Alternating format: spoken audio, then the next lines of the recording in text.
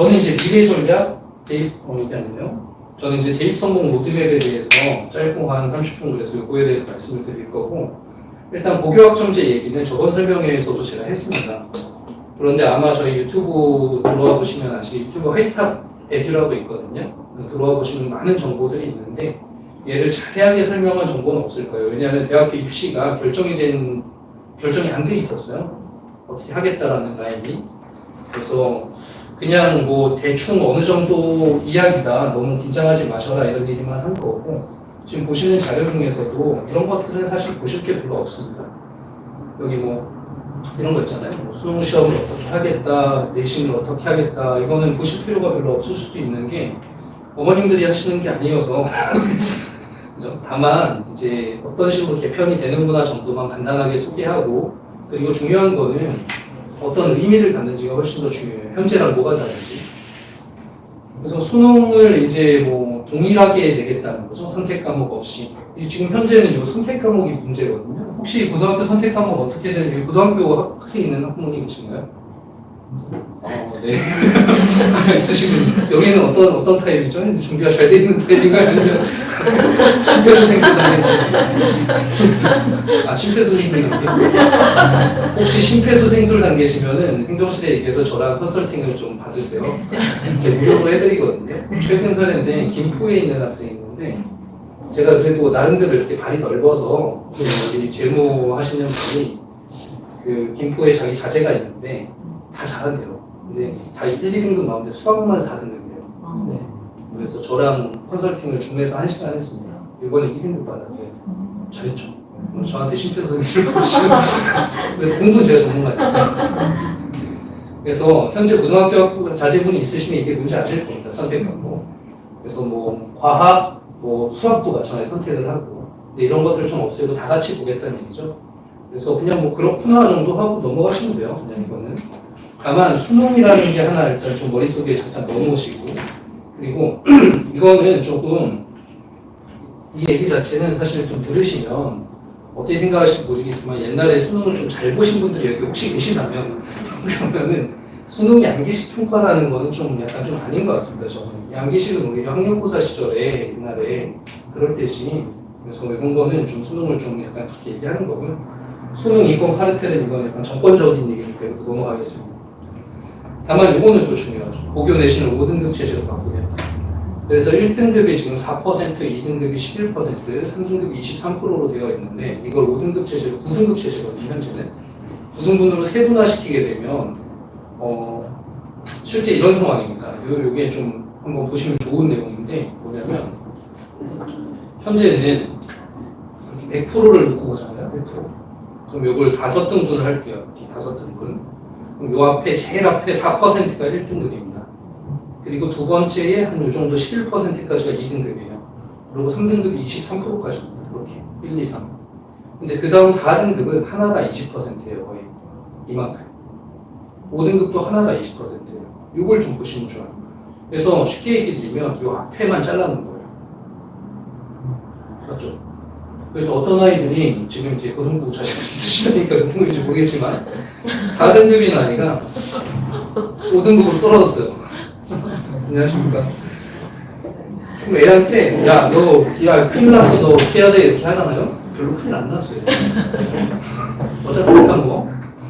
근데 실제로는 수도권 지역에 갈 수 있는 대학이 전라도나 경상도권으로 바뀌게 되는 거죠. 20% 정도 떨어진 거죠. 이 반대에는 이제 반대 상황이 되겠죠. 3, 4라인이 좀 더 와닿습니다.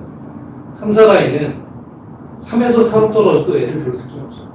4에서 3으로 올라가도 별 느낌이 없어요. 사실은 4에서 3으로 올라가면 유후! 막 이 정도 돼야 됩니다. 왜냐면 수원대가 이렇게 국민대나 세종대까지 되는 거예요. 그렇죠. 3등급은 인서울권이니까. 그래서 이 1, 2, 3등급을 상위 20% 구간이라고 하고, 이 상위 20% 구간이 인서울을 갈 수 있는 등급입니다. 학생부 종합전형으로. 교과전형은 좀 어려워요. 근데 예전에는 그러니까 너무 좀, 제가 아직 마음은 되게 그런데 제가 98학번이거든요, 저는. 그래서 예전에는 어쨌든 한 10% 정도가 인서울이었어요. 갈 수 있는 게. 근데 학생 수가 좀 적어지면서 많이 늘어난 상황입니다. 갈 수 있는 학생 수, 제가 아까 인서울 가기가 좀 쉬워졌다 저는. 근데 방금도 말씀드렸듯이 이거는 학생부 종합전형이고, 학생부 종합전형이 뭔지 아셔야 될 텐데 대충은 아시는 분들도 있을 거예요. 그렇죠? 그리고 제 설명에 드렸으면 좀 더 자세히 아실 거고 이 고교 학점제는 제일 중요한 이 5등급 체제라는 거는 그래서 상위권의 1, 2, 3등급으로 갈랐던 걸 하나로 합치겠다는 거예요. 퉁치겠다. 그죠? 그러면은 누가 좀 곤란해지죠? 최상위권 대학이 좀 곤란해지죠. 학생 어떻게 붙겠어? 그죠? 그래서 최상위권 대학이 좀 곤란해지고 있는 그런 상황입니다. 근데 대입 전형의 기본 계획은 발표를 했잖아요. 그 별거 없어요. 그냥 수능하고 내신 5등급제로 해서 뽑겠다. 그런데 이거를 결정하는 거는 대학교입니다. 이런 재료들을 주는 게 국가에서 주는 거고요. 뭐 예를 들면 논술은 하지 마라. 뭐 이런 거. 그런 거 국가에서 주는 어떤 정책적인 것들이고 그 재료들을 잘 구성해서 우리는 학생을 이렇게 뽑겠다라고 하는 건 대학의 몫이에요. 그래서 그거는 여기 지금 중3학 부모님들이 계시면 걔네가 대학교 갈 때쯤에 이제 만들어지는 거죠. 그 대학교 어떻게 할지. 근데 그걸 어느 순간에 변화시키면 안 되잖아요. 그래서 대학들은 이미 변하고 있습니다. 그래서 이미 고등학교 3학년 현재 고3, 고2, 고1로 내려가면서 점점 고교학점제에 조금씩 가까워지는 거예요. 그래서 크게 항상 그렇게 막 확 변하는 그런 건 없다고 생각하시면 될 것 같아요. 그래서 지금 현재 제가 말씀드리는 걸 잘 준비하시면 된다. 하지만 지금 중학생이잖아요. 그래서 지금 준비할 게 별로 없죠. 지금 뭔가 실질적으로 준비할 수 있는 게 없죠. 실질적으로. 그래서 일단은 5등급제와 그다음 수능이 공통 과목이다 이런 거 아시면 될 것 같고요. 교사의 평가 역량을 강화하겠다는데 제 여동생이 고등학교 국어 교사예요. 이번에 108개의 세트를 쓴다 그래서 내가 무슨 108교계도 아니고 선생님 한 명이 108명의 세트를 쓰잖아요. 500자씩. 잘 써줄 수 있을까요? 거기다가 이제 좀 있으면 방학이잖아요. 공무원이잖아요. 그렇죠. 일주일 내로 모든 걸 마무리 지어야 되는. 그렇죠. 컨트롤 C, 컨트롤 V. 그렇죠. 몇 개를 가지고 이렇게 만들어지게 되고 그 중에 좀 아는 아이들은 좀 잘 써주게 될 겁니다. 좀 공부 잘하거나. 그렇죠. 자, 그래서 이런 것들이 고교학점제라고 생각을 하시고 고교학점제가 됐을 때 그러면 우리 아이들한테 필요한 게 뭘까가 훨씬 더 의미가 있어요. 그래야 중학교 때 뭘 준비할지가 나오는 거니까. 자, 정시에 내신을 반영하겠다. 그죠? 정시 수능 선발 때 내신도 봅니다. 지금은 안 봐요. 지금은 안 보는데 보는 학교들이 하나 둘 생기고 있는 그런 상황입니다. 근데 보겠다는 얘기죠. 왜 그런지는 또 이렇게 다들 생각하실 수 있어요. 상상하실 수가. 왜냐면 정시도 다 공통 과목으로 만들겠다 그랬잖아요. 내신도 5등급제잖아요. 재료가 없는 거예요. 대학들이. 그럼 정시에서도 내신도 반영해서 애가 어떤지 상태를 좀 보겠다. 이런 느낌인 거죠. 자, 정시든 수시든 세부 능력 및 특기 사항이 중요해집니다. 왜냐하면 아까 정시에서도 보겠다 그랬죠. 이미 서울권의 주요 11개 대학은 생기부를 반영하기 시작했습니다. 이미 지금 고3인데 지금 고교학점제 아니잖아요. 그죠? 지금 고3인데 작년부터 시작했어요. 그래서 생기부를 20% 정도 반영하겠다. 혹은 뭐 조금 낮은 대학들은 출결만 반영하겠다. 그리고 이번에 잘 아시겠지만 학폭 관련된 애들은 감점을 주든가 안 뽑든가 하겠다. 그래서 대학들에서 학폭 관련된 조항도 넣습니다. 그래서 그런데 휘말리면 안 되겠죠 일단. 그래서 정시에서 이 세트를 보겠다는 게 의미가 좀 있는 게 이 내신에 대해서 이해를 좀 하시면 좋은데요. 잘 아시겠지만 내신은 등급이 있죠. 그래서 아까 얘기했듯이 9등급제에서 1등급, 2등급, 3등급 이런 등급이 나옵니다. 근데 내신을 등급이라고 생각하시면 이제 골치가 아파요. 그러지 말고 이걸 용어를 조금 더 바꿔서 내신이라는 거는 이제 학교 생활에서 어떻게 했는가가 좀 적혀 있는 것들이라고 생각하시면 되고 크게 보면 교과 영역은 등급이 될 거예요. 점수. 그다음 비교과 영역이 있습니다. 교과가 아닌 영역들. 비교과 영역은 활동이라고 생각하실 수가 있겠지만 진로 활동, 자율 활동, 봉사 활동, 동아리 활동. 그래서 자동공진이라고 해서 그 4개를 비교과 활동이라고 하거든요. 근데 그거 말고 세특도 들어와 있죠. 세특은 교과 활동입니다. 교과 내에서 세특이라는 게 세부 능력 및 특기사항인데 각각의 과목마다 과목 선생님들이 500자씩 써주게 돼 있어요. 학생에 대해서. 그러면 똑같이 A 학교, B 학교에 둘 다 1등급인 학생이 있는데 1등급인 학생이 500자씩 기술이 돼 있을 거예요. 그죠? 그랬을 때 이 500자 안에 어떤 내용이 들어갔는가에 따라서 이제 조금 이렇게 경쟁자를 좀 추릴 수가 있는 그런 상황이 되겠죠. 그래서 요 세특이라고 적힌 게 바로 그겁니다. 500자. 교과 활동. 그래서 사실은 500자니까 되게 중요해요. 왜냐하면 아까 자동공진이라고 했는데 자율 활동이 500자 쓰거든요. 그 다음에 동아리 활동도 500자 씁니다. 그 다음 봉사 활동은 안 써요. 제목만 쓰고요. 진로 활동은 700자를 씁니다. 그게 한 학기에 쓰는 거거든요. 근데 교과 활동은 교과 목마다 500자를 쓰잖아요. 그러니까 제일 많아요. 국어 500자, 수학 500자, 영어 500자 이런 식으로. 그래서 거기에서 학생들을 어떻게 평가할지가 좀 드러납니다. 근데 안타깝게도 아까 교사 역량 강화 얘기가 있지만 성남권에서, 성남 봉시가지권에서 저는 입시 현장에 계속 있었으니까 20년 동안 성남 봉시가지 쪽에서 제일 처음에 학생부 종합전형의 이름이 입시사정관제였습니다. 입시사정 들어보신 적 있으실 거예요? 입시사정관제. 입시사정관제가 시행되고 나서 성남시의 대입 결과가 안 좋아졌어요. 원래 내신으로 가는 거잖아요. 수시 내신으로 간다. 그죠? 그럼 내신 우리 애들 내신 왜 잘 봤는데. 근데 오히려 결과 안 좋아졌죠. 왜냐하면 이런 것들 때문에 그렇습니다. 세특과 관련된 것들. 이 경쟁률을 못 뚫고 들어가는 거예요. 다만 이거는 사실이에요. 내신 따기가 쉽다. 이건 팩트예요. 이건 이런 뭐 분당이나 이런 건에 비해서 내신 따기 훨씬 쉽습니다. 왜냐하면 경쟁자들이 많지도 않고 학교 시험의 난도가 그렇게 높지도 않고. 그래서 내신은 따기 쉬우나 세특을 구성하기가 좀 어렵다. 그래서 세특을 어머님들이, 학생들이 좀 신경을 써야 된다. 학교에만 맡겨놓으면 안 된다. 이런 얘기를 좀 드리면서 좀 자세히 어떻게 되는지. 그래서 대학들이 가지고 있는 재료는 이거예요. 앞으로 고교학점제에서 대학들이 가지고 있을 수 있는 재료. 학교 내신 등급과 어떤 활동들을 생기부라고 바꿀게요. 여기 내신 등급이라 교과 등급이라 그러고 여기는 생기부, 아까 세특이나 활동들. 그 다음 면접 어떻게 보는지, 그 다음 수능 어떻게 보는지를 이렇게. 이게 대학들이 가지고 있는 거고, 예를 들어서 지금도 고려대 같은 경우에는 학생부 종합전형 방금 얘기 드렸죠. 학종, 생기부 보는 거. 그게 한계가 아닙니다. 1번 전형, 2번 전형 이렇게 있어요. 1번 전형은 뭐 예를 들면 수능을 반영하겠다든가 2번 전형은 그냥 면접을 점수를 많이 주겠다든가 이런 식으로 좀 바꾸는 거예요. 그래서 예측하기로는 전문가들의 예측은 제일 높은 대학은 이걸 다 본다. 그렇죠? 재료가 많이 없어요. 내신만 보기도 좀 애매하고 수능만 보기도 애매하니까 이걸 다 본다. 거기다 플러스 자소서 부활이라는 어떤 테마도 있습니다. 자소서 지금 없어졌잖아요. 그죠? 근데 자소서 부활이라는 테마도 좀 물음표가 좀 찍혀있는 상황이 삼각형. 그리고 낮은 대학으로 갈수록, 현재도 마찬가지입니다. 낮은 대학으로 갈수록 이런 거 안 봐요. 저는 좀 현장에서 조금 이제, 뭐 어머님들이니까 좀 어이없다고 학생들한테는 좀 어이가 없는 게, 얘네 내 설명이 좀 들었으면 좋겠는데, 오늘도 안타깝게 대상자가 800명인데 50명밖에 안 들어요. 그래서 제가 전략을 바꿔서 다음번에 수업 시간에 하자. 다 들어야 된다, 이거는. 맞아. 들으시는 분들 들어야 되죠, 그죠? 수업 시간에 하자.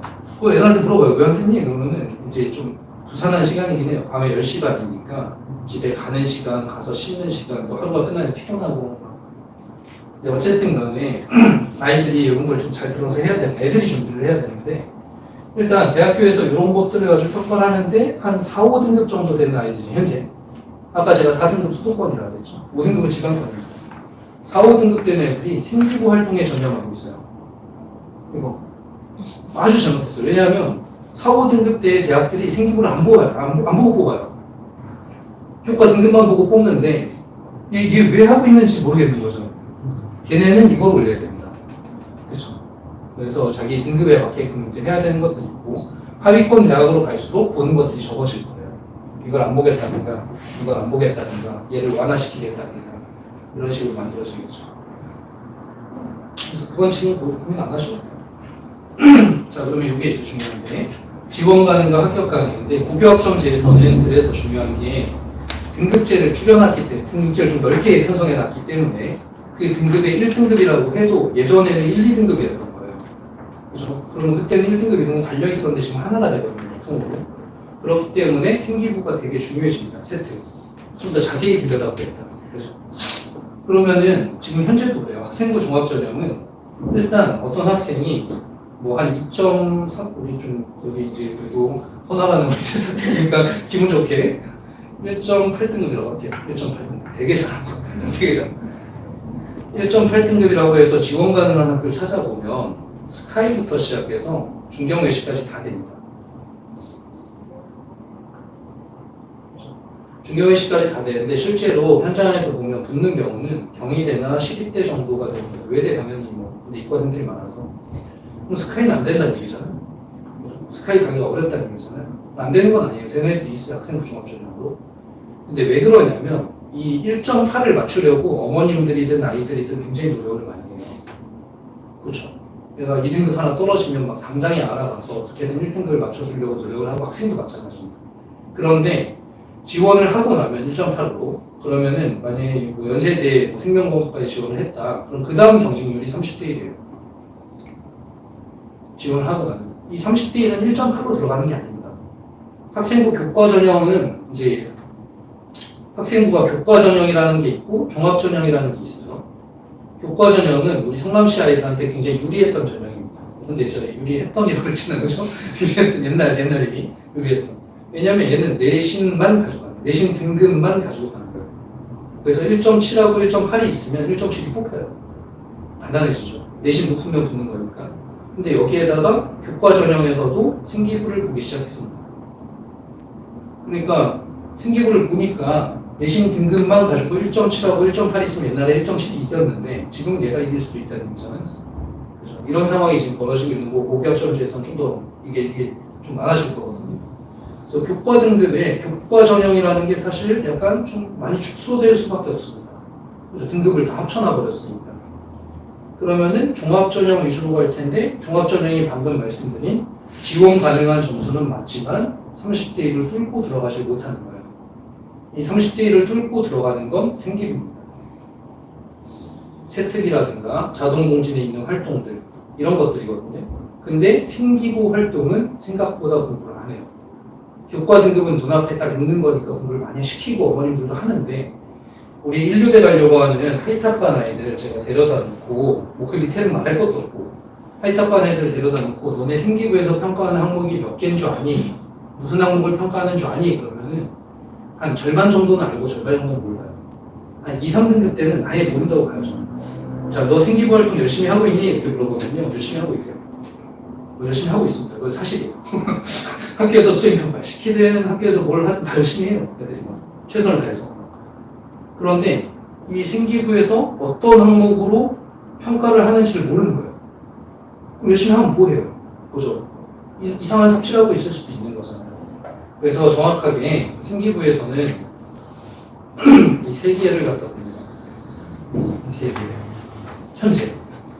이름은 조금씩 달라요. 원래 이름도 맞추자고 국가에서 주장을 했거든요. 이름도 맞추 이렇게 하자. 헷갈리지 않게 이렇게 하자. 근데 이름은 조금씩 바꿔놨더라고요. 진로 역량 대신에 무슨 어떤 학교는 뭐 잠재 가능성 이런 식으로 넣기도 하고. 그런데 여기 이 슬라이드 넘어가면 또 서운하실 테니까 만들어놨습니다. 보여드린 건데 서울시대 결과인데요. 학종이에요.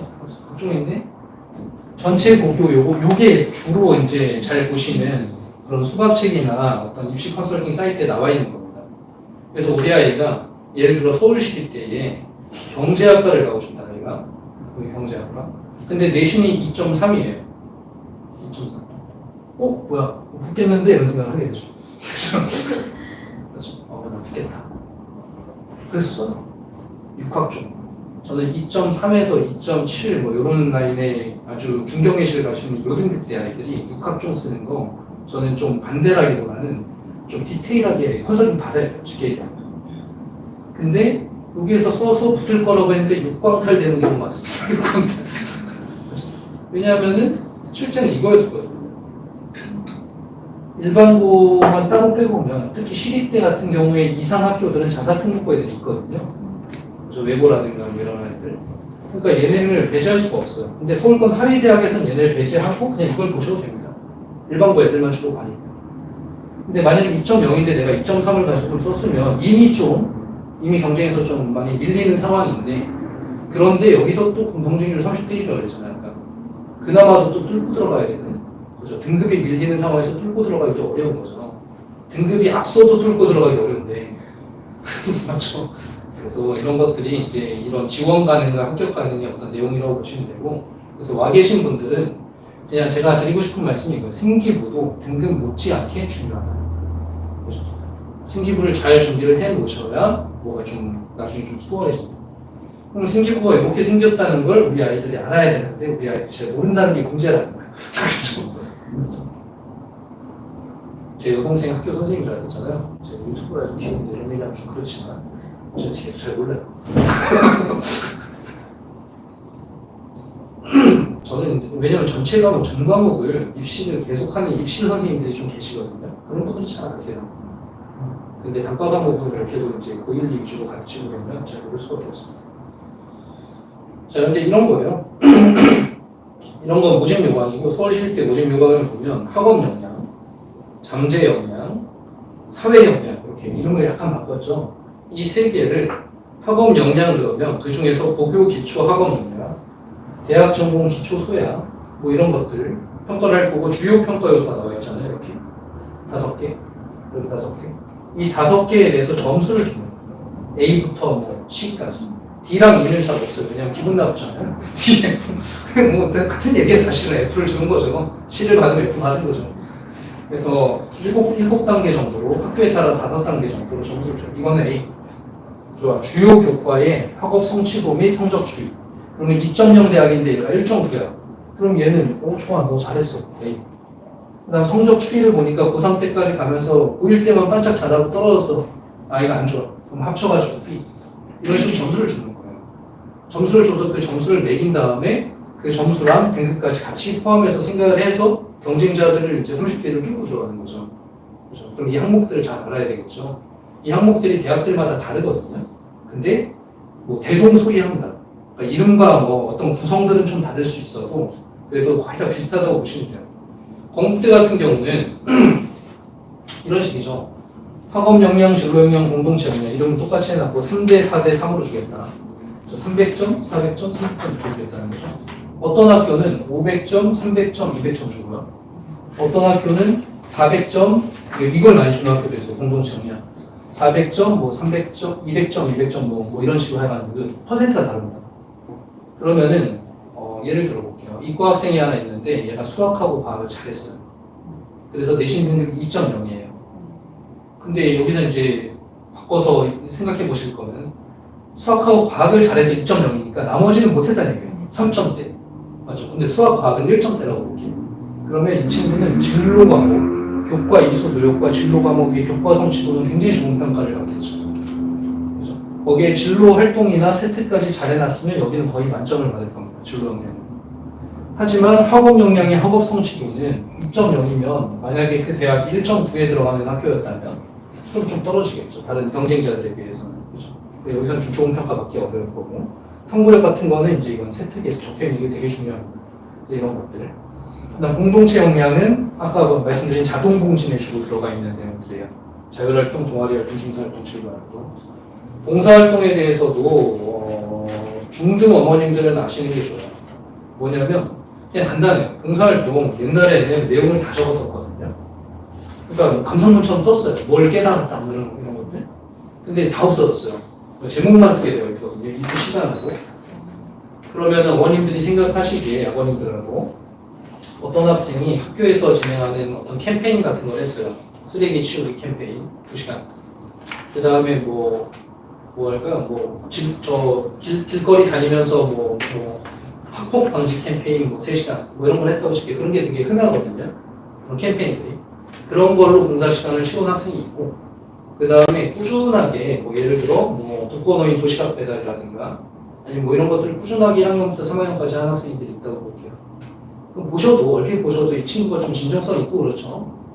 도시락 봉사하는 친구가. 그래서 그런 제목들만 가지고 이거 평가를 하는 거기 때문에 엄청나게 큰 요소는 아니지만 경쟁률이 30대 1이니까 그런 것도 되게 도움이 될 수 있습니다. 그래서 안녕하세요. 이런 걸 좀 알아보시려면 지금부터 중학교 3학년 학부모님들은 지역사회에서 뭘 하고 있는지 이런 것들을 좀 알아보시면 좋겠죠. 동사구소나 이런 게 그래서 좀 찾아주셔야 돼요. 학생이 찾을 수는 없다고 저는 생각을 하거든요. 저도 찾아보겠습니다. 자, 가천대 같은 경우는 4대 4대 2 이런 식으로 이제 여기 학업 역량을 좀 적게 보고 전공 적합성과 인성이 높은 그죠? 이런 식이라는 거예요, 생기기. 자, 그래서 실제로 입시를 쓸 때 내가 이 경쟁률을 뚫을 수 있으면 상향 지원할 수 있게 되고요. 경쟁률을 뚫을 수 없으면 0.5등급에서 1등급 정도 손해보고 들어가게 됩니다. 그래서 그래야 합격을 할 수 있어요. 그러니까 내가 이게 경쟁률도 없는데 다 안정권으로 6개 써버리면 국광탈 할 수가 있죠. 그래서 그런 거죠. 자, 이 고3들 슬라이드거든요. 좀 긴장감을 드리려고 제가 고3들 슬라이드를 가져온 거고. 그래서 생기부의 강점을 좀 파악하면 제가 아까 다 말씀드렸습니다. 이런 생기부의 강점들을 파악을 해서 내가 좀 잘하는 걸 위주로 퍼센트 비율을 맞춰서 원서를 쓰게 돼요. 자, 그래서 말씀드린 대로 생기부가 좋으면 좀 높게 쓸 수가 있고 생기부가 그냥 그렇다 그러면 하향 쓰는 게 나아요. 경쟁률을 뚫고 들어가시면. 근데 현장에서는 하향 안 씁니다. 그렇지 않을까요? 어머님들도 제가 하향스러워 보는 중. 분명히 입시 자료에는 분명히 들어갈 수 있는데. 그죠? 그래서 제가 강요하진 않고 그냥 추천 정도만 하고 좋아. 소신 지원도 한 2개 하고 하향도 한 2개 해보자. 이렇게. 그리고 마지막으로 이제 면접 준비를 하게 되는데 학생부 종합전형의 기본 툴은 이래요. 1차 합격자를 3배수 정도 선발합니다. 어떤 학교는 5배수. 그거면은 만약에 합격자가 10명이면 30명 뽑아 놓겠다는 거예요. 1차에.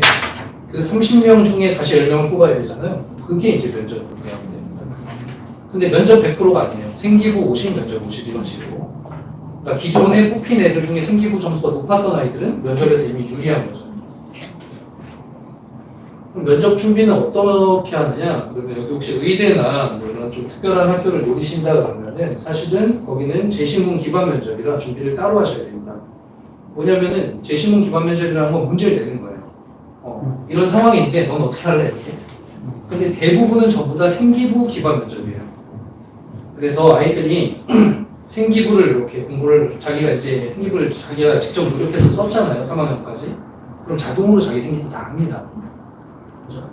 근데 이 생기부를 쓰는 사람이 누구죠? 선생님들이잖아요. 그죠? 내가 쓰는 게 아니잖아요. 내가 쓰는 게 아니니까 선생님들이 쓰는 거기 때문에 선생님한테 어필을 안 하고 자기가 관심이 없으면 자기 생기부에 뭐 적혀 있는지 몰라요. 전혀 열심히 했다 나. 그러면 자기가 어떤 역량에서 강점이 있고 이런 것도 몰라요. 아이가. 그런 채로 고3 2학기, 고3 1학기가 끝나버립니다. 그리고 그때 가서 생기부 검토하는 거예요. 그러면 당연히 면접 준비도 약해질 수밖에 없어요. 왜냐면 생기부를 기반으로 듣는 거니까. 근데 내가 어떤 학생이 이런 학생이 있다고 칠게요. 여기 이제 학부모님들한테 오늘 드리고 싶은 얘기 중에 제일 중요한 얘기인데 뭐냐면 우리 초중등반에 지금 대입성공 로드맵인데 만약에 여기 계신 자제분 중에 누군가가 학교에 가서 이런 일을 했다고 칠게요. 자, 자기가 이제 수학을 갖다가 수학 담당 선생님한테 갔어요.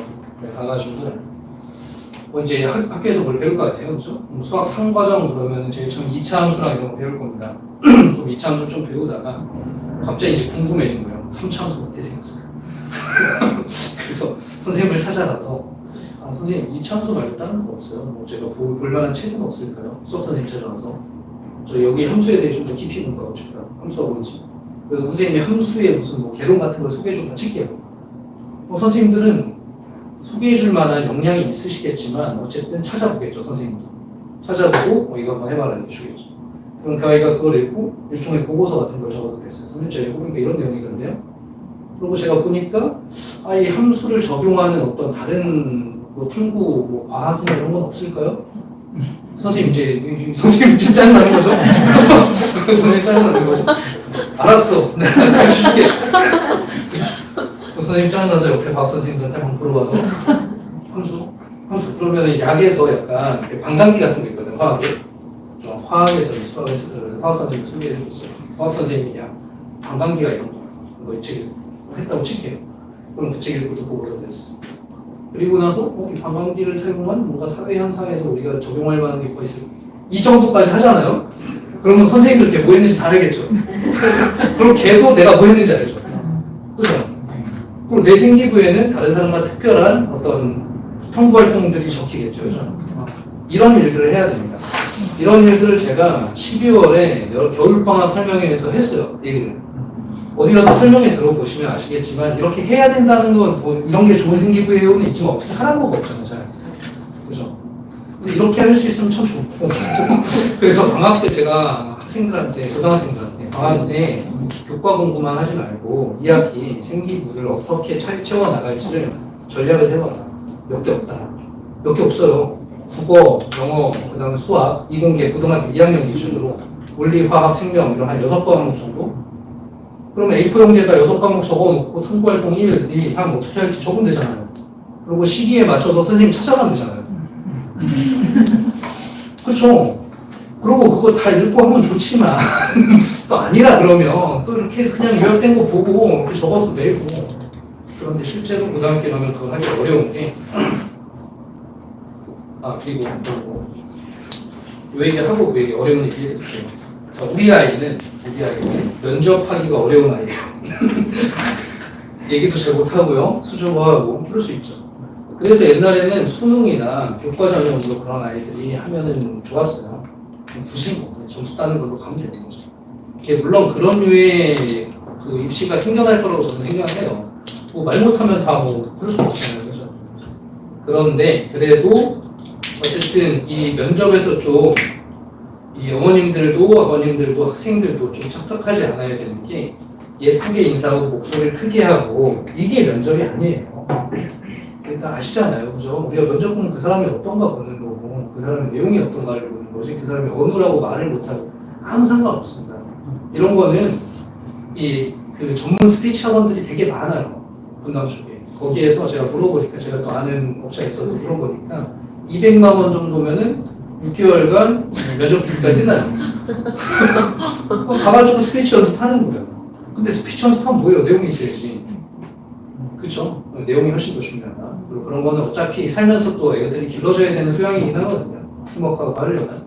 그래서 이건 걱정 안 하셔도 되는 그런 얘기를 드리고. 어려운 얘기는, 그래서 이렇게 고려대학교 붙으면 참 좋죠. 합격지. 그렇죠, 이제. 저 인스타에 올리시고 잘하시고 너무 좋겠죠. 자, 어려운 이유가 이런 겁니다. 12월에서 2월 이제 또 중3 기준으로 3월, 4월, 5월 여기까지만 보죠. 6, 7까지 볼게요. 이게 상반기거든요. 자, 5월 달에 중간고사가 있어요. 7월 달에 기말고사가 있고요. 6월 달에 6월 모의고사가 있습니다. 페이지는 아마도 합격증 다음 여기 어딘가? 아직 안 적어놨어요. 아니 지금 제가 따로 그냥 얘기를 합니다. 자 이렇게 있어요. 그러면 4월 달에는 5월 달에 중간고사 있다고 했잖아요. 4월 달은 중간고사 집중 공부기간입니다. 이때 엄청난 일들이 있어요. 4월 달에 직접 보충들이 엄청나게 잡힐 거고요. 수학 영어 학원들한테. 그 다음 학교에서 진도가 미친 듯이 나가기 시작할 겁니다. 잘 아시다시피 3월에 선생님들이 우리 다 겪어봤잖아요. 설렁설렁 하다가 그리고 수행평가 있을 거고요. 공주공부예요. 그죠?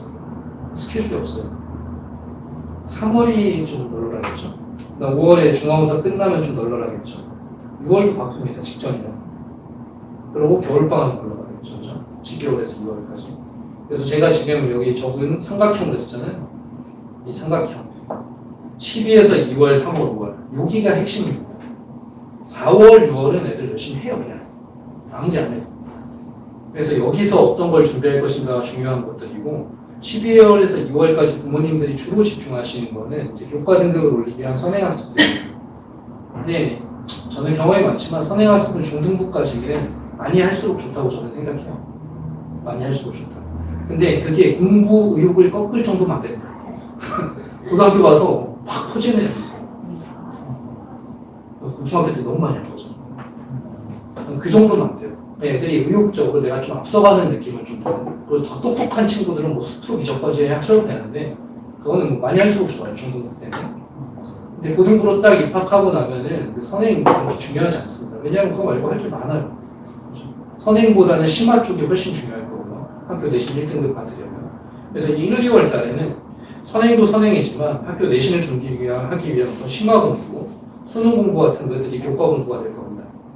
이렇게 하는데 여기에서 꼭 하셔야 되는 게 생기부죠. 이걸 여기서 안 해놓으면 바쁘다 그랬잖아요. 할 시간이 없어요. 제가 5월 달에 고등학교 1학년한테 했던 설명의 제목이 고1 중간고사 끝이 아닌 시작이에요. 되게 좋죠. 망했지만 이제부터 시작이다. 이거 진짜예요. 진짜. 거기서 또 망했지만 인서울권에 좋은 대학 가는 애들이 있고요. 거기 잘했지만 나중에 완전 망한 애들이 있고요. 그죠? 고등학교에서. 고1 중간고사 끝이 아닌 시작이다. 거기에서 또 했던 중요한 얘기 중에 하나가 고1 생기부 마지막 기회. 5월 달에 안 하면 더 이상 기회가 없다. 6월 달은 공부하느라 바쁘고 7월 달에 기말고사 끝나고 나면 일주일 안에 방학하게 되거든요. 언제 생기부 활동을 해요. 그죠? 생기부를 선생님 써주세요를 얘기할 수 있어요. 그런데 그 자기평가서라고 그러거든요. 선생님 저 이런 활동들을 했는데 좀 알아주세요. 그런 거. 근데 아까 말했던 그런 활동들은 못하죠. 그런 걸 3월, 4월, 5월에 12월에서 2월까지 준비를 해놓고 거기에 배치를 해야죠. 나 3월에 처음엔 좀 그러니까 중후반쯤 돼서 마지막 주차는 선생님들 찾아가는 중. 그죠? 그 다음에 4월에 첫 주는 보고서 내는 거죠. 뭐 이런. 이미 준비는 다 되어 있고. 이런 식입니다. 이번에 한양대에 대한 친구가 있어요. 바로 여기 이자용대에서 공부했습니다. 저쪽이 공반 쪽하고 지금 달인 자리, 여기가 저희 공반이었거든요. 얘가 초6 때부터 학원을 다녔고 하이탑반에서 중학교 2학년 때 저한테 저쪽 강의실에서 배웠었어요. 이번에 이제 졸업했는데 걔한테 제가 자 노하우를 모두 다 털어놔. 후배들한테 알려줄 거다. 나도 내용 노하우가 있지만 내 거 너무 오래됐으니 네 걸 얘기해라. 그랬더니 전과목이 등급이었거든요. 1학년 1학기에 하나 가정인가 보고 등급 나오고 전부 다 이렇게 과탐 같은 거 있죠. 과학. 자, 선행학습을 많이 했느냐? 수학은 좀 했어요. 제가 수학은 좀 시켰어요. 수투까지. 그 다음에 국어 수능 공부도 좀 했습니다. 겨울방학 때. 근데 과학은 별로 안 했었거든요. 근데 통합과학을 이제 겨울방학, 중상 겨울방학에 시작을 했고, 그때 얘를 9권을 풀었대요, 문제집을. 매 시험마다 과목별로 9권. 과학별로. 유튜브에 가보시면 제가 과목별 학습법이라고 아이들한테 요번에 설명한 게 있어요. 30분짜리. 왜 그렇게 풀어야 되는지에 대한 이유가 나와 있습니다. 간단하게 말씀드리면은 수학은 수학 문제집 혹시 애들 거 뺏어서 보신 적 있으시죠? 잘하는 못하는 거. 그죠? 수학 문제집은 대부분 유형식입니다. 하나의 대표 문제가 있고 변형되는 게 몇 개 달려 있어요. 맞죠? 근데 국어 과학은 그런 문제집이 없어요. 국어 과학은 대부분 그냥 대표 문제들로만 이루어져 있다고 생각하시면 돼요. 그러니까 응용이 안 되는 거죠. 그래서 한 3-4번 이상은 풀어줘야 4문제 푼 거거든요. 비슷비슷한. 그래서 문제 수가 많으면 좋고요. 그리고 9권까지 푸는 거는 사실은 그렇게 어려운 일은 아닙니다. 한 3권 정도까지 푸는 게 어려워요. 오답이 많기 때문에. 근데 4번째부터는 웬만하면 쫙쫙 맞춰요. 저도 많이 해봤어요. 별로 틀리는 거 문제도 안 봐도 돼요. 앞에 개념도. 그냥 시간이 있으면 할 수 있죠. 시간 너무 그래서 제 제자 중에 하나가 이제 동광고 학생인데 중학교 때 못했어요. 못할 수도 있죠. 근데 고등학교 1학년 와서 5등급에서 출발을 했는데 고1 중국어가 끝이 아닌 시작. 그래서 시작을 그때 시작해서 고3 때 3등급까지 올라갔어요. 국영수가. 아까 3등급이면 인서울이라고 했잖아요. 제가 잘했죠. 근데 과학이 계속 5등급에 있었습니다. 그래서 결국에는 학종으로 갈 데가 없어요. 왜냐면 교과생인데 과학을 못하게 되면 진로 영역에서 좋은 평가를 받을 수가 없어요. 그리고 교과도 뭐 애매하고, 왜냐면 과학이 과목수가 많으니까 교과 등급도 안 나옵니다. 평균 내버리면. 그래가지고 결국에는 약수령 논술 준비를 했는데 가천대는 떨어졌고 수험대는 붙었습니다. 그 수능 공부도 안 돼 있어서 최저에 못 맞춘 것 같아요. 수학을. 그런데 어쨌든 간에 이 친구한테 좀 시사하는 바가 뭐가 있냐면 과학을 5등급을 받았을 때 제가 컨설팅을 해줬어요. 과학 공부 문제 3권을 풀어야 된다. 하겠다 그랬거든요. 근데 방금 아까 말씀드린 스케줄 때문에 못했습니다. 진도가 5월달에 시험인데 4월에 막 나가거든요. 학교가. 그죠? 그럼 진도 따라가다 보면은 그때 어떻게 다 해요? 수학 영어도 있는데 뭐 어떻게 해야 될까요? 답이 나오지 않았나요? 학교 수업은 복습으로 따라가는 겁니다. 미리 다 하는 거예요. 겨울방학에 개념 다 봐놓고 학기 시작하자마자 문제 풀면서 그 다음에 중간에 타이밍 잡아서 선생님 찾아가고 이게 어려워 보이지만 저는 그렇게 생각해요. 우리도 다 똑같은 거지만 한 번만 해보면 그 다음은 쉽습니다. 한 번만. 고1 1학기부터 그걸 5과목, 6과목 다 하라는 것도 아니에요. 고1 1학기 때는 등급 따는 게 중요하거든요. 그렇게 선생님 찾아가서 괴롭혔는데 4등급 따가요. 선생님 얼마 짜증나요? 맞잖아요. 일단 고1 1학기 중간고사는 등급 따는 게 중요하긴 해요. 그리고 등급하는데 1, 2등급인 애가 와가지고 선생님 막 이런 거 얼마나 예뻐 보여. 그죠? 그래서 일단 등급 따는 것도 중요하고 그런 것들을 미리 준비를 하셔야 된다. 자, 이거는 실사례들을 제가 좀 가져온 거고 제가 이제 이런 일들이 벌어지시기 때문에 신규 상담 원서입니다. 저희 학원에. 그래서 얘는 이과생이고 생명공학이나 수의대를 가고 싶대요. 고1 1학기, 고1 2학기, 고2 1학기니까 고등학교 2학년생이에요. 지금 이거 최근 거거든요. 그렇죠. 내신이 성남중학교에서 193이었어요. 좀 못하지 않았죠. 잘했죠. 그렇죠. 그런데 여기에서 이제 처음에 2, 3, 2 잘했죠. 그 다음에 이걸 보고 잘했다고 생각이 드시나요? 안 그렇죠. 1, 2로 뒤덮여 있지 않으면 어머니들 만족하지 못해요. 그러면은 뭐야 이거 못했는데 수학? 막 이런 못한 거 위주고. 근데 여기 먼저 망했죠. 그죠? 능력이 많이 떨어져 있는 상황이죠. 그래서 어쨌든 간에 이 중학교 내신이 이런 느낌이 든다는 거예요. 또 볼까요? 얘는 송신여중 185였는데 여기 안에 여기네요. 밑에 거 보면은 여기 3, 4, 5 라인에 있잖아요. 3, 4, 5. 근데 얘는 이걸 몰라요. 이 5등급이 어떤 의미인지를 모르는 거예요. 그냥 4에서 5로 떨어지게 되면 에이씨 다음에 잘하지 이런 느낌이거든요. 근데 아까 말씀드렸듯이 이거는 경상도 전라도권으로 가는 점수가 되는 거고 여기서 국영수사관인데 영어랑 사회만 놓고 딱 보게 되면은 인서울이죠. 그죠? 내신이 185 정도 했을 때 되게 잘한 건 아니었거든요, 중학교 때. 그래서부터 이제 치고 올라가면 되는 건데 이게 만약에 내신이 한 등급씩만 이렇게 올라가잖아요. 이런 식으로. 이 산을 빼버릴게요. 여대는 다 될 것 같고 이화여대 빼고 한 그죠? 동국대 정도 해볼 만하죠. 이 정도 등급이면. 그리고 이게 국영수사니까 영어랑 사회를 잘하는 쪽이잖아요. 문과 계열의 학생이 진로 영향도 좀 좋을 수 있는 세팅만 맞춰주면 이런 느낌이라는 거예요. 그래서 학생들이 제가 이제 학부모님 중에 좀 안 좋은 케이스들이 뭐가 있냐면 얘가 중학교 때 잘했어요. 한 195 이상. 근데 고1 중간고사를 봤더니 3짜리들이 좀 껴져 있는 거죠. 3. 그리고 어떤 건 4. 막 깜짝 놀란 거죠. 가지고 점수 3등급 점수 성일고에서 수학 점수 3등급이 70점대 나옵니다. 중학교 때 받아본 적이 없는 점. 맨날 100점만 받았던 거예요. 70점. 깜짝 놀라서 70점. 또 어머니 3등급 뭔지도 몰라. 70점. 왜 꽂혀가지고. 미리 말씀드리지만 평생고에서 85점 받은 거랑 성인고에서 70점 받은 건 둘 다 3등급이에요. 같은 점수. 난이도에 따라 다른 거니까. 그래서 70점에 너무 충격받아서 애를 잡은 거예요. 애가 좀 수업은 아닌데 남자인데 완전 주눅들었죠. 그래가지고 좀 이렇게 막 일단 앉아있어요. 한 4-5시간이 앉아있어요. 앉아있는데 의욕 없이 좀 앉아있다 보면 그럼 점수 더 떨어집니다. 계속 떨어지는 거죠. 이렇게. 그래서 결국엔 3-4라인 정도로 맞춰지게 되고 처음에는 그래도 2-3라인에 있었거든요. 더 안 좋아지는 결과가 그래서 학생 잘 보면서 하셔야 돼요. 그래서 얘 심각하죠. 195거든요. 중등급이.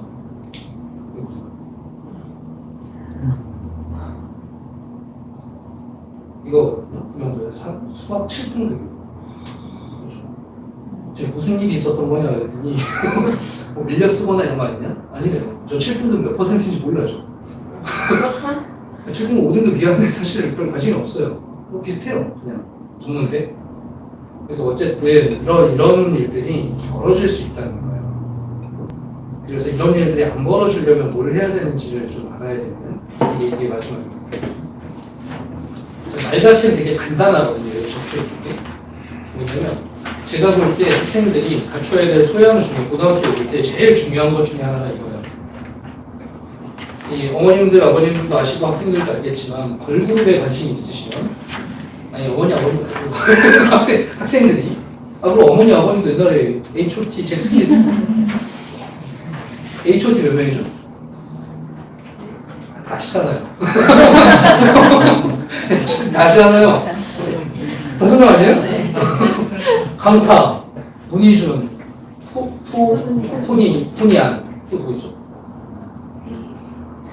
장우혁. 한 명 더 있는데 이재덕인가? 재덕? 그건 저는 잘 몰라요. 저는 SBS는 알아요. 요새 애들 똑같겠죠. 그래서 아이돌 그룹 자기 좋아하는 애들 있으면 이름 다 알고 나이 다 알고 이런 게 관심인 거거든요. 입시에 대해서 관심을 가지면 관심을 갖고 있는 애들은 알아요. 너 3등급 몇 프로야? 그러면 23%까지 알아요. 관심 없는 애 고등학교 2학년 2학기 돼서 와도 오늘도 상담했는데 너 1등급 몇 프로야? 그랬더니 5%야 막 이러고 있고 몰라요. 그래서 일단은 대학교에 딱 그러니까 고등학교에 입학을 한다 우리 아이가 그러면 어머님들부터 관심을 가지셔야 됩니다. 그래서 우리 집은 이제부터 전쟁이다. 그 간혹 이제 고등학교 학부모님들 중에서 이제 철학이 저는 그 철학을 이해하거든요. 뭐냐면 네 인생은 네가 사는 거고 이제부터 너는 이제 어른이 됐으니 네가 알아서 해라. 엄마 아빠 대신에 돈 열심히 벌어서 너를 지원 다 해줄게. 근데 이런 식으로 가면은 저는 실패하는 경우 많이 봅니다. 사실 많이 보고 아이가 스스로 그렇게까지 컸다고 생각하지 마세요. 저희 고등학교 때 아시잖아요. 아니, 과거를 자꾸 떠올려 보세요. 아니잖아요, 그렇죠? 고등학생들이 오히려 초등학생만 못한 것도 많아요. 말 안 듣고, 그죠? 우리 그러시지 않았어요? 저는 그럴 수 있었는데 공부 안 하면서 5시간 앉아있기. 그죠? 수업 안 들으면서 자면서 안 자는 척 안 걸리기. 요령만 되네. 그래서 관심이 있으면 그런 일이 안 벌어집니다, 아이들이. 그래서 나 몇 프로고 지금 어느 정도 대학을 갈 수 있고, 난 대학교 갈 때 어떻게. 그래서 관심을 좀 끌어올리셔야 되는데, 뭐 저는 방법은 잘 모르겠어요. 어떤 집안의 분위기나 이런 것들 형성하는데 좀 도움이 됐던 사례 중에 하나는 아버님이랑 어머님이랑 이번 설명회를 듣고 얘를 대학 탐방을 간 거예요. 그래서 뭐 고려대며 뭐 이렇게 몇 군데 대학을 이제 주말에 놀러 갈 때 그런 데 간 거죠, 캠퍼스로. 그래서 그 친구는 목표가 고려대였습니다. 중간에 그만둬서 갔는지 안 갔는지 모르겠습니다. 고려대 벽돌 이쁘대요. 그런 게 필요한 거예요. 그래서 그런 유의 활동들이 좀 필요하더라고요. 여기도 이과에 건축학과를 가야 되는데 현재 성적이 고등학교 2학년생인데 이런 식이에요. 이거 심각하죠. 근데 여기서 보여드리려고 했던 건 뭐냐면 이건 못하는 건 뭐 그렇다 치고 이게 이런 식이면 안 되거든요.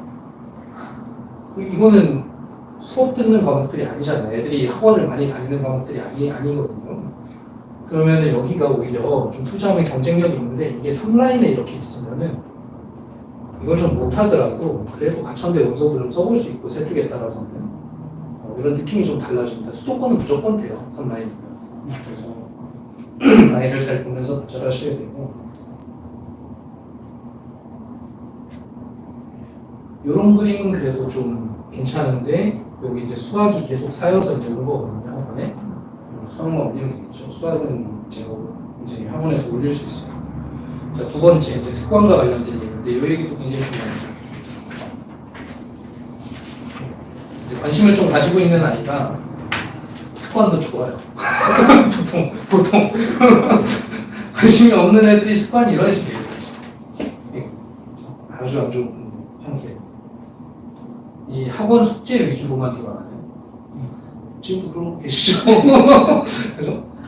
너 수학 공부했니? 그러면 얘가 했어요. 그러면 숙제는 한 거지. 막 이러고 맞아요. 숙제도 공부야. 막 이런 식으로 막 싸우시잖아요. 그죠? 그래서 이게 중학교 때는 괜찮아요. 그러니까 숙제 위주로 하는 걸 중학교 때는 이 숙제를 좀 정성스럽게 하면 인정해 주세요. 어떻게 중학생이 자기 주박스까지 해서 막 자기 심화학습 막 찾아서 하고 그러기에는 입시가 눈앞에 없어요.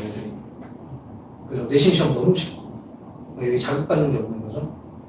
근데 이 고등학교에 가게 되면은 그냥 안 좋은 습관 중에 하나는 이거는 좀 배제시키세요. 어머님들도 예를 들어 화목에 수학학원을 간다고 할게요. 수학학원. 그 다음에 월수금에 영어학원을 간다고 할게요. 보통 영수로 세팅돼 있죠. 그러면 이 친구는 화요일날 반드시 영어 공부를 합니다. 수학학원에 잘 다녀와서 영어 공부를 해요. 다음날 영어학원을 가야 되니까. 그죠? 저는 영어 학원들을 싫어하는 게 아니고 절대 오해하시지 말고 영어 공부는 그런 식으로 하면 안 돼요. 그게 습관 다배를 제거해요. 왜냐면 내일 가서 단어 시험을 봐야 되는데 어제 외워버리면 까먹는다는 거잖아요. 그죠? 그럴 건 뭐 하려고 계속 까먹을 건데 사실 수학학원을 갔다 온 날은 수학 공부를 하는 게 가장 효과적이죠. 그날 선생님이 했던 얘기도 좀 기억이 나는 상황에서 그죠? 영어 공부 갔다 오면 영어 공부를 해요. 이렇게 수학 공부, 여기 또 수학 공부 해야죠. 근데 다음날 영어를 가야 되잖아요. 영어 단어 정도만 다시 보면 되잖아요. 그 공부 이미 해놨고, 숙제도 다 해놨고. 그래서 고등학교 때는 제가 제일 처음에 공부를 한 4등급선에 하는 아이들한테 컨설팅 하는 거는 하루에 2개씩 공부를 해요. 2과목. 중학교 때는 1개 위주로 짜져 있거든요. 수학 아니면 영어. 근데 고등학교 때는 수학 공부하고 영어 복습을 하대요. 영어 공부하고 수학 복습을 하대요. 그죠? 그래서 이렇게 보내게 하면은 이거는 좀 형성을 하고 고등학교로 가는 게 좋아요. 안 그러면은 반드시 이런 느낌이 들게 됩니다. 어느 날은 하고 어느 날은 안 하고 그래요. 평상시에는 관심이 없기 때문에 3월 달에는 할 게 없어요. 4월 달은 보니까 5월이 중간고사야? 큰일 났어. 할 게 있어요. 4월은 다 열심히 하죠. 그래서 그런 느낌을 주시면 안 되고. 그래서 저는 좀 제안하는 게 방금 전에 말한 2과목을 지금 중3들 정도는 해도 된다고 보거든요. 뭐 마침 거리가 있으세요. 학생하고 얘기할 만한. 왜냐면 이제 고등학교 가니까. 2학기고. 그러니까 지금부터 고등학교에 맞게끔 세팅한다 우리가 몸을. 그래서 하루에 2시간 정도는 앉아있는 거예요. 하루가 24시간 건데, 그죠? 애들 5시면 학교 끝나죠. 보통 1시쯤 자지 않나요? 다들? 12시? 1시? 12시? 12시라고. 고등학교 가면 새벽 1시예요. 고1은 새벽 1시, 고2는 새벽 2시, 고3은 새벽 3시. 1, 2, 3, 4, 5, 6, 7, 8. 근데 실제로 1, 2등급선의 아이들은 고1 때부터 새벽 2시 넘겨요. 늦게까지 합니다. 그래서 12시라고 하면 7시간이잖아요. 7시간. 7시간 중에 2시간 공부해도 5시간 남아있죠. 학원 다녀오고 밥 먹고 뭐 씻고 하기 충분한 그런 시간이 됩니다. 그래서 2시간씩은 매일 똑같은 장소에 앉아서 딱 공부합니다. 그래서 시간으로 잡셔야 돼요. 왜냐면 이 양으로 잡게 되면 뭐 이런 거 있죠. 너 숙제 다 하면 TV 보게 해줄게, 게임하게 해줄게 이런 거 있잖아요. 이 양으로 잡게 되면 애들이 생각할 시간이 없어져요. 대부분 이런 식입니다. 못하는 아이들의 공통적인 특징은 숙제를 해요. 중학교 때는 진짜 빨리 해요. 오늘 별표. 숙제 다 했어. 가져와. 책 가지고 다 했어요. 이런 느낌인데, 이 2시간을 앉아있는 걸 이제 목표로 하게 되면 숙제를 빨리 할 이유가 없어져요. 그래서 숙제를 빨리 해도 앉아있어야 돼요. 그죠? 숙제를 빨리 해도 아직 안 끝났잖아요. 그래서 고등학생들 중에 습관이 좀 잘못된 아이들은 뭐하지라는 생각을 시험 때만 합니다. 시험 직전에만.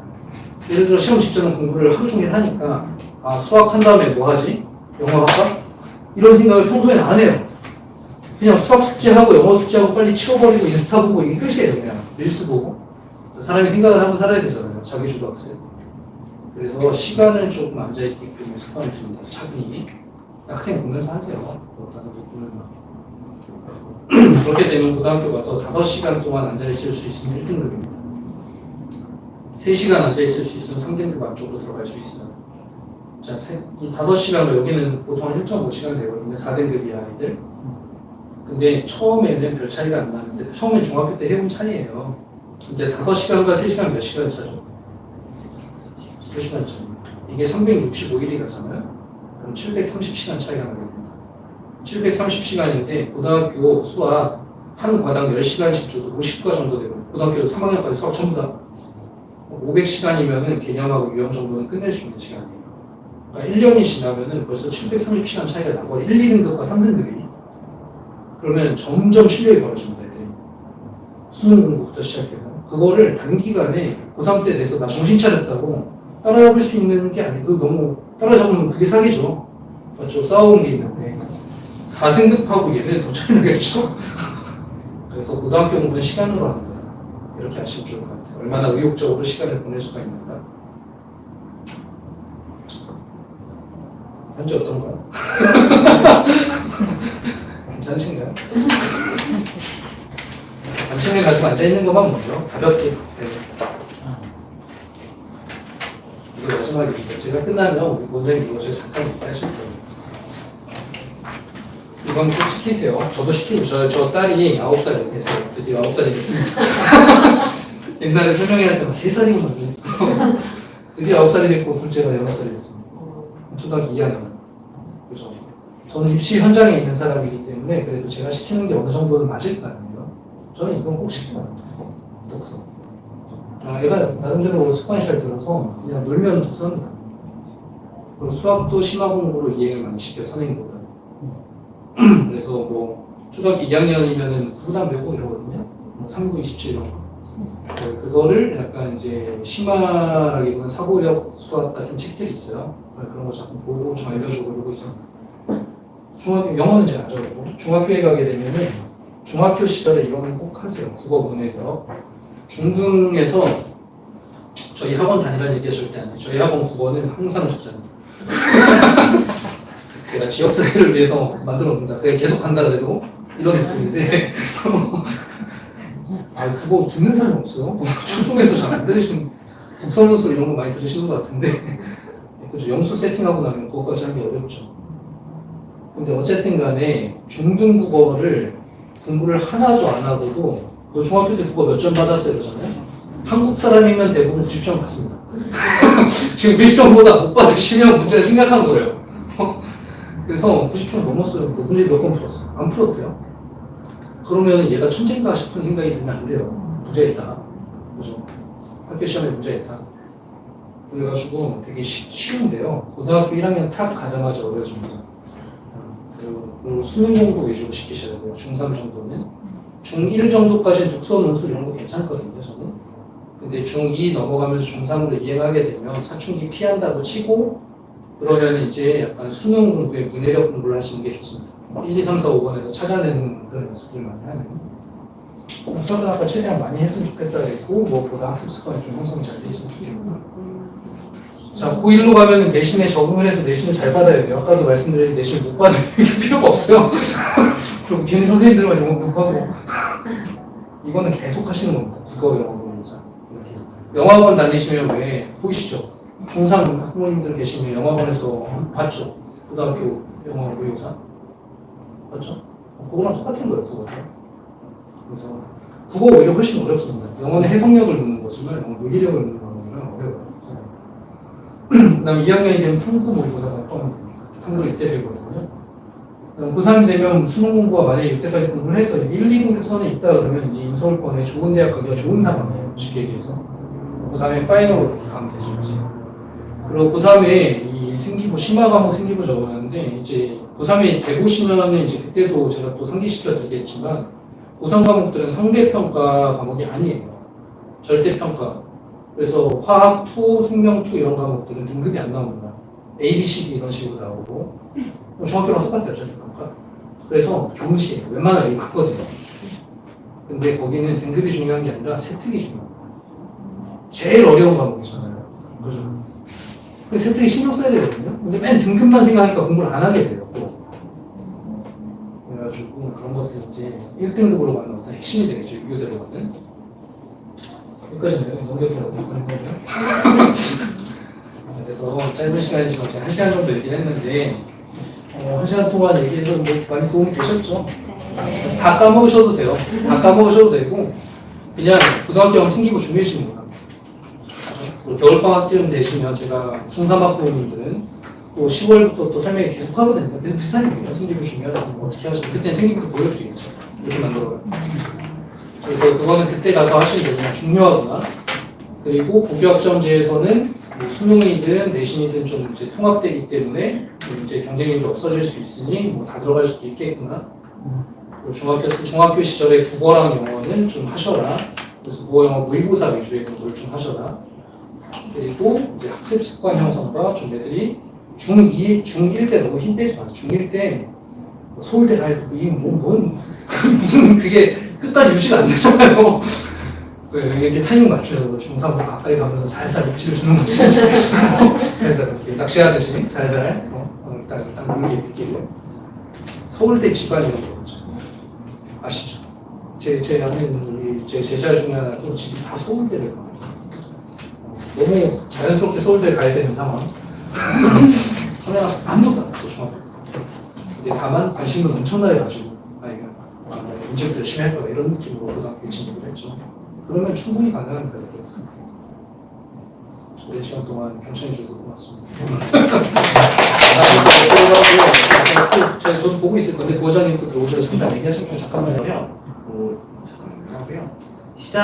이제 제가 원래는 이걸 보려고 했던 건 아닌데 시작하면서 짧게 한 5분짜리인데 영상 하나만 좀 보고 그리고 시작을 할게요. 보시는 거예요. 네.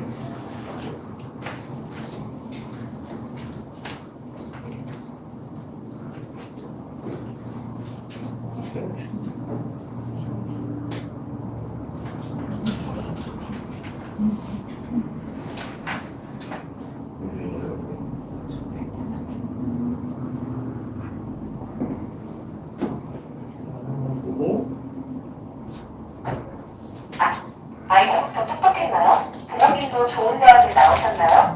첫째 호석이와 쌍둥이 형제 호원 호용이가 모두 서울대에 입학하고 내가 가장 많이 받은 질문이다.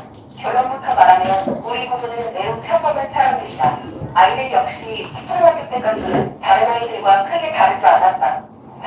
다만 그때 공부 습관을 잘 만들어준 결과 중학교, 고등학교에 진학해서도 꾸준히 성과를 만들어냈다. 공부는 눈사람 만들기에 비유할 수 있다. 눈사람을 만들 때 눈을 단단하게 뭉치지 않으면 잘 굴러가지 않고 금방 부서지게 된다. 나는 아이들이 어릴 때 눈을 단단하게 뭉치고 실력형처럼 굴려나갈 수 있게 해주려고 노력했다. 내가 20년간 터득한 3가지 핵심 공부법을 소개한다. 첫 번째, 공부하기 전 계획 세우기. 공부 계획은 다음과 같은 순서로 세운다. 투두 리스트, 월간 계획, 주간 계획, 일간 계획. 우선 1주에서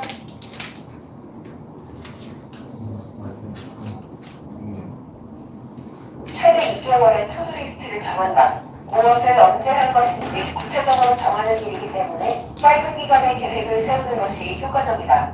예를 들어 초등학교 5학년 아이가 방학 공부 계획을 세운다고 해보자. 그때는 공부해야 할 과목들을 적고 우측에는 공부할 교재를 적는다. 그 다음에는 주 단위로 분배하는 월간 계획을 짠다. 각 과목별로 1주차, 2주차, 3주차, 4주차에 공부할 교재와 범위를 정하는 것이다. 월간 계획이 세워지면 이번 주에 해야 할 일을 월요일부터까지 분배하는 주간 계획을 세운다. 이때 분량 계획도 반드시 포함한다. 마지막으로 일간 계획을 세우고 끝낸 일들을 표시하여 남일을 체크한다. 이렇게 하면 더 효과적인 공부를 할 수 있게 된다. 계획을 세울 때 중요한 것은 보충하는 날을 넣는 것이다. 일주일에 하루 하는 날을 넣고 그날은 어떠한 공부도 잡아두지 않는다. 주간 공부 계획이 밀릴 경우 보충하는 날 밀린 공부를 끝낸다. 그렇게 해야 다음 주까지 영향을 주지 않게 되어 이후 공부를 계획한 대로 진행할 수 있게 된다. 두 번째, 오래 기억하는 필기 복습법. 수업을 열심히 듣고 내용이 모두 아이의 것이 되는 것은 아니다. 배운 내용을 오래 기억하려면 반드시 복습하라. 아이들이 학교에 다녀오면 그날 배운 내용을 복습하게 한다. 그날 복습을 못했으면 최대한 빠른 시일 내에 복습할 수 있게 해준다. 복습을 하는 가장 기본적인 방법은 공부 문서를 다시 한번 읽어보는 것이다. 그 다음 아이만의 언어로 노트에 재정리하게 한다. 노트에 재정리할 때에는 가장 먼저 공부한 내용이 속한 단원의 제목을 적는다. 왼쪽에는 오른쪽에 해당 키워드나 질문에 대한 설명을 적는다. 이러한 방식으로 아이만의 언어로 정리하다 보면 배웠던 내용을 훨씬 더 깊이 이해할 수 있으며 기억에도 더 오래 남게 된다. 노트 필기 방법은 아이가 공부하다 보면 자연스럽게 깨닫게 되는 것이라고 생각할 수 있지만 생각보다 아이들은 세세하게 가르쳐주지 않으면 모른다. 또 학교에서 선생님이 아이들이 필기하는 것까지 일일이 다 지도해주기는 어려우므로 집에서 반드시 이러한 부분에 대해 알려주어야 한다. 세 번째, 오답노트 만들기. 공부를 하면서 자주 틀리는 문제는 따로 정리해서 계속 볼 수 있게 해야 한다. 그때 필요한 것이 오답노트다. 오답노트는 단순히 틀린 문제와 풀이 과정을 옮겨 적는 것이 아니다. 몰랐던 핵심 개념이나 풀이 과정들을 기록해두고 다시 보며 이를 떠올리기 위해 만드는 것이다. 풀이 과정만 잡고 끝나는 것이 아니라 풀이 과정 중 막혔던 부분이나 몰랐던 개념이 한눈에 보이도록 표시하고 중요 내용을 별도로 메모해야 한다. 초는 아이에게 오답노트를 쓰게 하는 것은 쉽지 않다. 처음엔 틀린 문제를 여러 번 풀도록 지도하는 것에 중점을 둬야 한다. 책이 아닌 프리노트에 문제를 풀게 하고 책에는 틀린 문제를 표시하며 한 번 더 풀게 한다. 그리고 한 단원이 끝나면 틀렸던 일단 저는 여기 초중반 부원장 맡고 있는 김현준 선생님이고요. 제가 이제 맡고 있는 학생도 있고, 그리고 잘 않더라도 처음 오실 때 아마 대부분 이제 저랑 상담하시고 이제 그렇게 바깥신 학부모님들인 것 같아요. 일단 지금 이제 앞에서 이제 대표원장님께서 이제 주로 이제 고등학교에 갔을 때 대입을 위해서 준비해야 되는 내용들 이제 그런 것들을 이제 좀 많이 설명을 해주셨잖아요. 일단 실제로 이제 제가 말씀드리려고 하는 부분은 이제 뭐냐면 실질적으로 그렇게 준비하기 위해서 그럼 지금은 뭘 해야 되지? 지금 이제 사학원 그리고 그것도 하고 있지만 또 다른 공부를 할 때 중학교 때 지금 1학년 학부모님, 2학년, 3학년 학부모님들 계시는데 뭘 어떻게 도와줄 수 있는 거고 뭐부터 시작을 하면 좋을까라고 생각을 하시는데 일단 그 내용들을 보면 이제 아까 저도 이제 유튜브를 쭉 보고 있었는데 뭐 생기부, 세트 여러 가지 얘기들 많이 나오잖아요. 그죠? 그런 이제 그런 것들을 하기 위해서 아까 이제 잠깐 얘기 들어보니까 뭐 수학 2차함수를 가지고 가서 선생님 이거는 뭐예요? 이거는 뭐 더 공부 이렇게 막 얘기를 했잖아요. 그러니까 그런 걸 하기 위해서는 학생들 스스로가 내가 뭘 해야 되는지, 내가 지금 뭐가 필요한지를 물론 도움은 필요하겠지만 계획을 잡아갈 수 있는 어떤 그런 이제 루트가 좀 필요한 거거든요. 그러니까 그런 부분들에 있어서 저희가 이제 일단 초중반에서 이제 실질적으로 도움을 주려고 학생들한테 특히 이제 수학을 저희는 이제 주로 하고 있고 국어도 같이 하고 있지만 어떤 부분들에서 이제 도움을 학원에서 줄 수 있는 것이고 또 조금 어떤 무거울 수도 있겠지만 그럼 가정에서는 학부모님들께서는 어떤 부분들을 아이들과 함께 이렇게 생각해보면 좋을까라고 하는 부분을 말씀드리고 싶은 거예요. 저희가 이게 제가 한번 여기 저희 홈페이지 들어가는 홈페이지 첫 화면이거든요. 혹시 들어오다가 보신 분들 계단 4층까지 딱 올라오면 제일 앞에 하얀색 벽에 까만색으로 글씨가 써있는데 혹시 기억이 나세요? 저희가 이제 저희 학원의 모토 변화되는 곳, 변화되는 아이들이거든요. 그 학생들이 공부나 이제 학업적인 부분에 있어서 변화되었으면 좋겠다라고 했을 때 어떤 부분이 가장 어떻게 변했으면 좋겠다라고 많이 생각을 하실까요? 어머님들이? 보통은 그냥 공부 잘했으면 좋겠다. 잘하게 좀 됐으면 좋겠다. 일 수도 있겠지만 조금 더 이제 많은 경우 그냥 알아서 좀 잘했으면 좋겠다. 뭐 옆에서 시키고 하지 않아도 알아서 좀 했으면 좋겠다라는 생각을 하고 계시는 분들이 되게 많거든요. 그럼 알아서 한다라고 하는 게 결국 요즘에 좀 많이 표현되는 내용으로 보면 이제 그 내용이 결국 이제 자기주도 학습이라고 하는 부분이 되지 않을까 싶어요. 그러니까 내가 어떤 부분에 대해서 이제 계획을 세우고 그리고 그 계획을 실행하기 위해서는 뭐가 필요하고 그리고 그 계획이 잘 되었거나 되지 않았음을 피드백 해볼 줄 알고 도움이 필요하면 어디에서 도움을 받아야 되고 이런 것들을 좀 계획을 세워가는 자기 주도성이 이제 많이 필요한 상황인데 사실 앞에 이제 영상을 보여드린 게 그게 이제 어떤 이제 책에 있는 내용을 유튜브에서 좀 이렇게 좀 이해하기 쉽게 좀 요약해서 해준 내용이거든요. 스노볼 공부법이라는 책인데 그 책에 있는 내용들이 그걸 이제 꾸준히 따라가면 사실 그게 이제 자기가 주도해서 공부해가는 과정들을 이제 소개한 내용들이에요. 그러니까 특별한 내용인 건 아니에요. 그러니까 여기 보면 뭐 공부 학창 시절 때 잘하셨던 학부모님이 계실 수도 있고, 그죠? 그건 이제 뭐 나는 어차피 저렇게 다 해왔었는데 우리 애는 왜 나처럼 그렇게 못하지? 이렇게 생각하시는 분들도 있을 수 있고요. 뭐 여기 보면 여러 가지 내용들이 있는데 실질적으로 이런 내용들 이 자체가 지금 중요하다기 지금보다는 그러니까 이런 자기주도 학습이나 이런 것들을 하기 위해서 그럼 어떤 것들이 이제 우리가 좀 이제 도움이 필요한 것이냐라고 했을 때 아까 그 앞에 나온 영상을 잠깐 이제 활용해가지고 거기 세 가지 1단계, 2단계, 3단계가 나왔었잖아요. 그 중에 1단계로 나왔었던 게 뭐냐면 이제 공부하기 전에 계획을 세우는 거. 이게 이제 1단계로 나오는 부분이죠. 그럼 이제 계획을 세운다라고 했을 때 이게 막 아까 보면 이제 월간 계획, 주간 계획. 그 전에 이제 내가 무엇을 할 것인가를 먼저 정하고 가는 거죠. 솔직히 학생들이 아까 이제 뭐 초등학교 때부터 공부해 가는 뭐 방법이라고 했지만 초등학교 때 그 공부 방법이 잡히는 학생은 정말 드물어요. 정말 드물고 초등학교 때에는 시키는 거 하기로 좀 급급한 경우가 많고 놀기 좋아하고 요즘에 또 핸드폰 많이 보고 게임 좋아하고 하다 보니까 뭘 하라고 해도 사실 그거 제대로 하기도 좀 버거운 그런 상황들이죠. 그리고 이제 계획을 세우는 것에 있어서 이걸 이제 혼자 하기 힘들고 또 이게 어쨌든 부모님들이 지금 시기에 뭘 해야 되고 그럼 한 달간 혹은 뭐 한 학기 동안 뭘 해야 될지 이게 계획을 세우기 힘드시잖아요. 그러니까 어떻게 보면 그런 계획을 세우고 나가는 데 있어서 도움을 드리는 곳이 이제 학원인 거예요.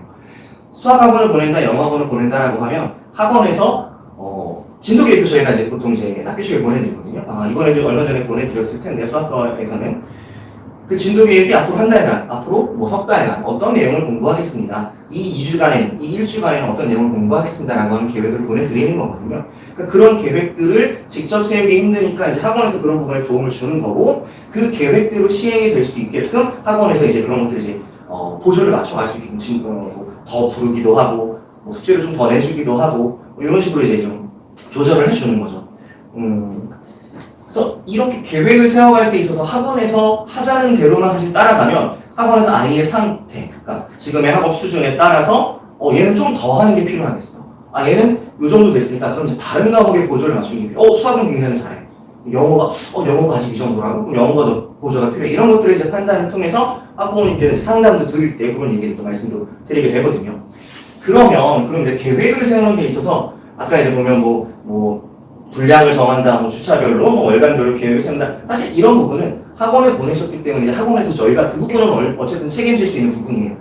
가정에서 근데 해주셔야 할 되게 중요한 부분이 사실 있어요.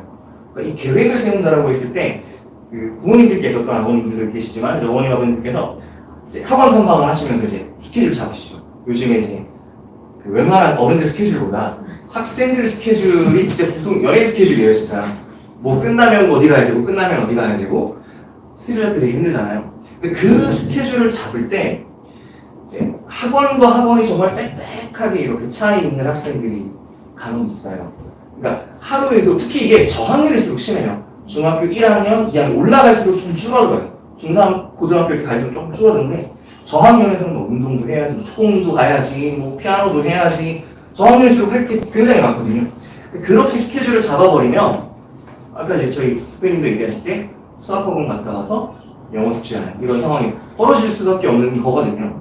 그래서 저는 항상 이제 처음 이제 학부모님들 오셨을 때 스케줄을 이제 한참 고민을 하실 때 말씀드리는 게 뭐냐면 학원들에 대한 스케줄을 잡을 때 반드시 그 학원에서 수업하는 시간만큼의 숙제하는 시간을 같이 잡아주셔야 된다라고 꼭 말씀드려요. 그러니까 예를 들면 아까 화요일, 목요일 2시간, 2시간 반씩 수학학원에서 공부를 한다라고 하면 수학학원을 가는 날이 됐든 가지 않는 날이 됐든 수학 공부를 집에서 혹은 도서관에 스터디 카페를 가든 어디서 가든 숙제할 수 있는 시간, 그 시간들을 동일하게 잡아주시는 계획이 이건 제가 봤을 때 중학교 1학년 내지는 조금 부모님들이 그래도 잘 따르는 2학년까지는 부모님들이 좀 도와주실 수 있는 부분이 아닐까 싶어요. 그러니까 아무리 학생이 계획을 세워도 부모님의 너 여기도 해야 돼, 여기도 해야 돼 이렇게 오히려 또 밀어버리면 그건 또 이제 시간을 내기가 어려운 거니까. 그래서 그런 계획을 세우는 데 있어서 부모님들이 학원 가면 된다가 아니라 학원을 갔다가 그 학원에서 배운 내용을 복습하고 공부할 수 있는 시간 잡는 거, 요거를 이제 부모님들이 좀 도와주셔야 되고,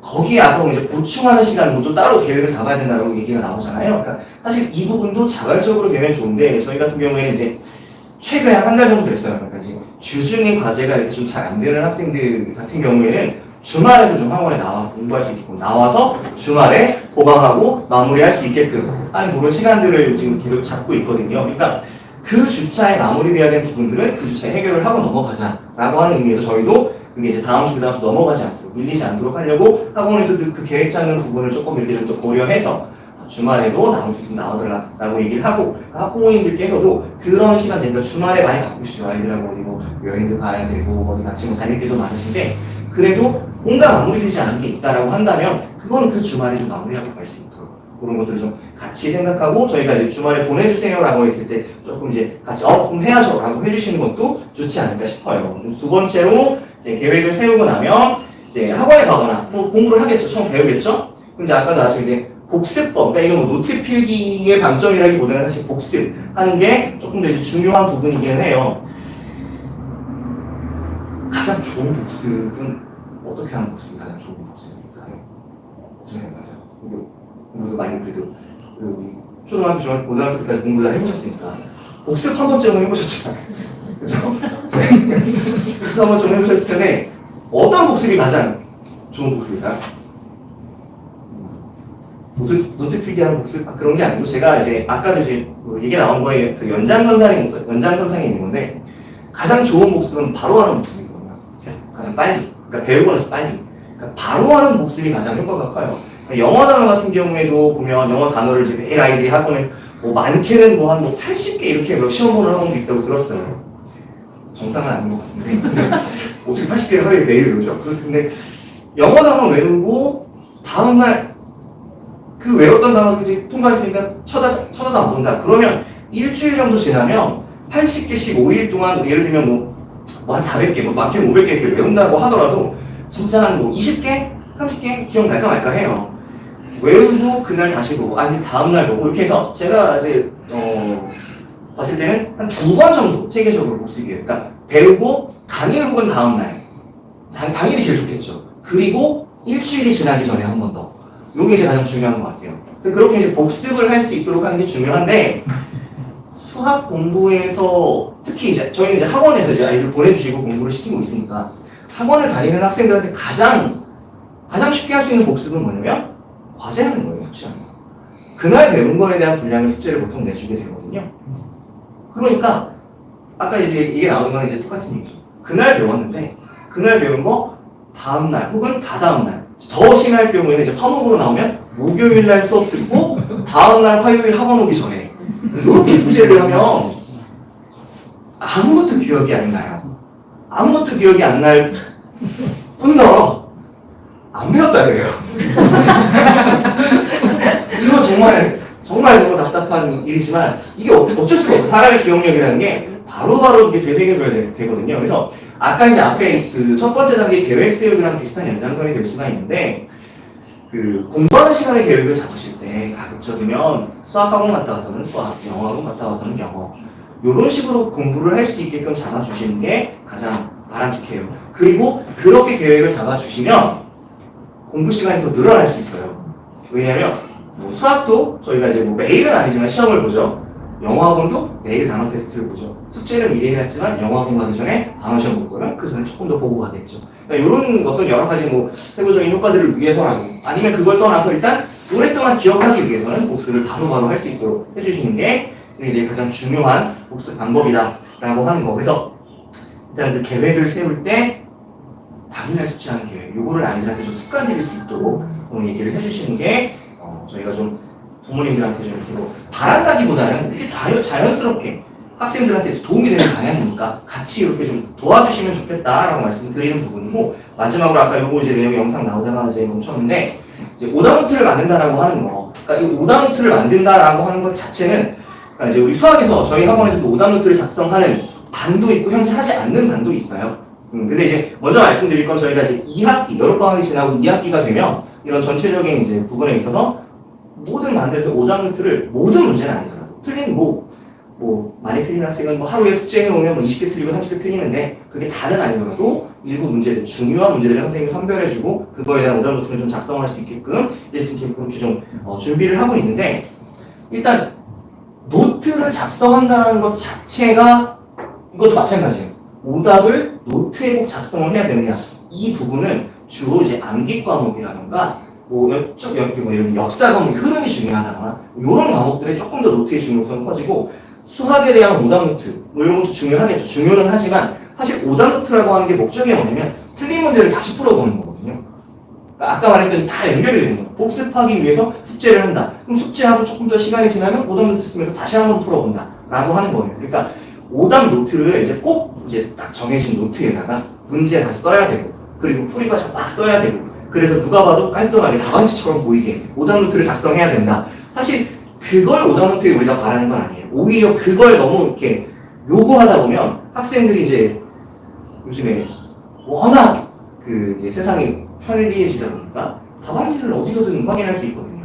그러니까 그걸 이제 베끼는 데 급급한 학생이 많아질 수밖에 없어요. 그러니까 그런 게 중요한 게 아니라 본인이 이해했는지 이해한 대로 풀어갈 수 있는지 그걸 확인하는 작업이에요. 그래서 틀린 모든 문제보다는 보통 이제 심화 과정의 문제라던가 뭐 식을 세워야 되는 문제라던가 이런 것들 위주로 저희가 오답노트를 이제 지금까지 쓰게 했던 반들도 있고 또 앞으로 쓸 반들도 이제 생기게 되는 거거든요.